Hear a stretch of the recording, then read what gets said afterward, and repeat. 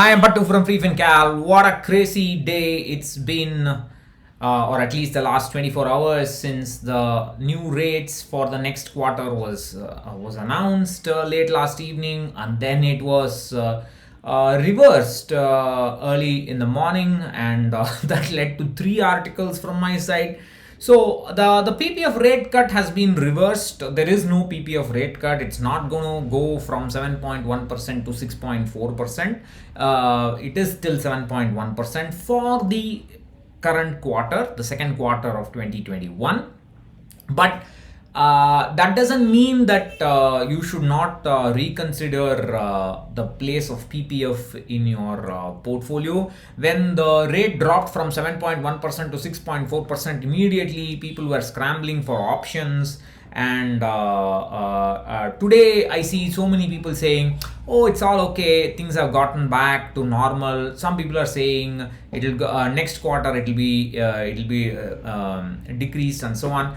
Most of us seem to have forgotten recent history. Now on the 1st of April 2020, the rate dropped from 7.9% to 7.1%, and I think that drop made people think that it cannot drop any further. But the truth is that I had talked about it. The truth is that if you look at the benchmark yield, use the proper formula, then the PPF rate should be 6.5% or 6.4%, something close to that. So the actual announcement, the initial announcement was close to what the formula demanded, but well, it got reversed. I mean, as a matter of policy, I don't want to talk about why it got reversed and so on, what will happen. I don't want to speculate. But what I want to point out is that, I find it's 2021 and people are still expecting the government to take care of them. People are expecting the government to take care of the Aam Aadmi, the middle class, the senior citizen, etc., etc. Nobody will take care of anybody unless they take care of themselves. This is simple common sense. After so many years, we are still expecting somebody else to come and take care of us as if it is their duty. It's just not going to happen. We have to take care of our own portfolios by taking on market risk. If you are less than 35 years of age and you have a debt heavy portfolio, this is your warning.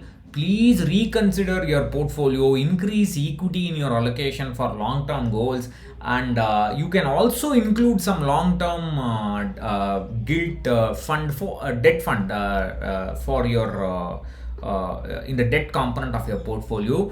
A little bit instead of PPF. Over the long term, that has got a very good chance of outperforming PPF as well. Of course, it will be volatile and all that. You have to get used to it.